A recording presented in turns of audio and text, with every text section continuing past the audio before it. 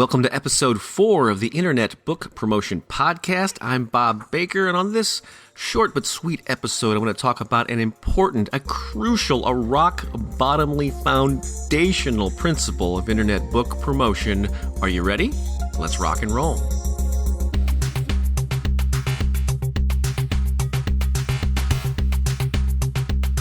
Thanks so much for tuning in to this latest episode. I greatly appreciate you subscribing or listening or downloading or however you listen to this. I do applaud you for your interest in expanding your knowledge of Internet book promotion.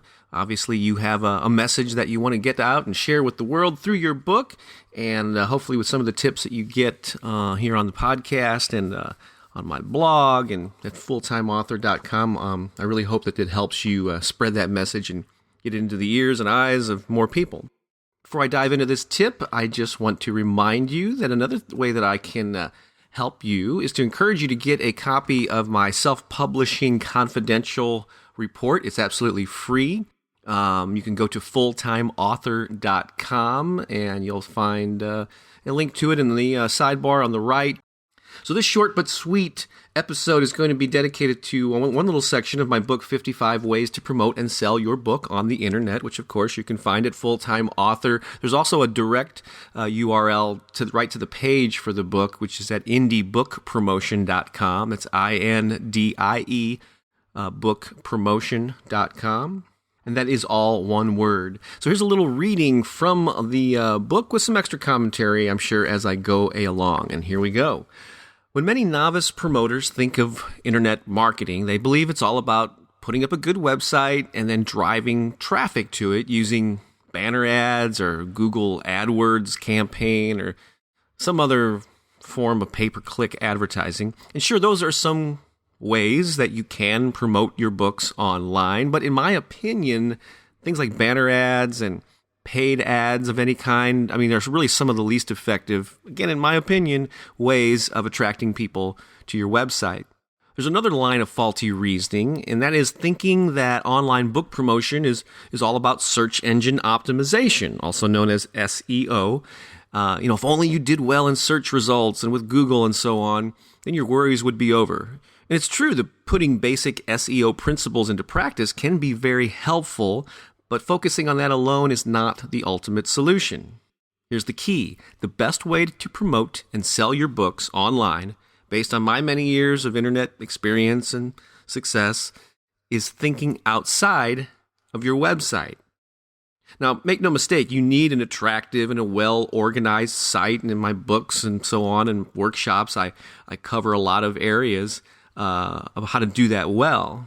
In fact, your own website is a very important component of your overall internet strategy, but to make a real impact as an author, you need much more than a good website. You need a web presence. That's right, a web presence. But what do I mean by presence? Well, you have a strong web presence online when a growing number of people who have an interest in your topic or genre keep finding you in the places where they spend time online.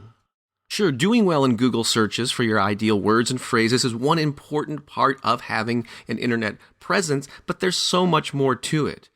Having a website presence means that your articles and your sample chapters from your book appear on prominent sites that cater to your specific subject matter. It means that your name keeps popping up on active discussion forums related to your topic. You also expand your presence when people find you on Facebook and Twitter and on YouTube, on LinkedIn, and any number of other social networking sites. Your presence grows when people who subscribe to your email newsletter forward your latest message on to their friends. You further establish your presence by starting your own blog while also making comments on other people's blogs and podcasts, like this one. It expands again when you do text or audio or video interviews online. You set yourself up for success by making sure you can be found in multiple places where your ideal reader, buyer, and fan hangs out online. And that's what I mean by developing a web presence. I know this is short and sweet and might seem like an simplified thing, but I think it's really important to grasp, especially if you're still formulating a plan for how to promote yourself online. You've got to have a solid website. That's your hub. That's the heart and soul of your, I guess, the centralized location of all the things that you do online should be, a solid author website or publishing company website, however you're structured.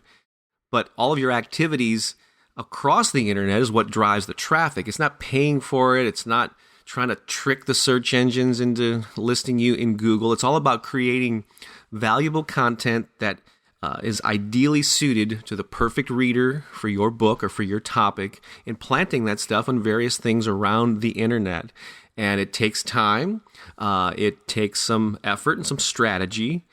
But it should all be part of the process of you sharing your message, sharing that story that you have that's of value to the world, and taking little chunks of what you've written, little chunks of your experience, and just planting them and sharing them in various places around the internet so people who are interested in your topic are consistently stumbling upon them in their normal activities online. And so that's what developing a web presence is. And so start thinking in those terms. Think of your artist website as the hub, as the center. It's where you're trying to drive people to get on your mailing list and establish a relationship with you. But all of your activities and all the social networking sites and various forums and video, audio, all the options that you have to share things that you create, your content, if you will. That's how you establish a presence across the web where people discover you, find out about you, and then you provide links and reasons for them to come to your website where they find out even more, establish more relationship with you, become familiar with you to the point where they're regularly looking to you as a source of information on that topic or that type of entertainment that you provide. You're blowing them away with the amazing impact of the content that you're sharing, that they can't help but share it with their friends and recommend you to other people who also need that benefit that you offer.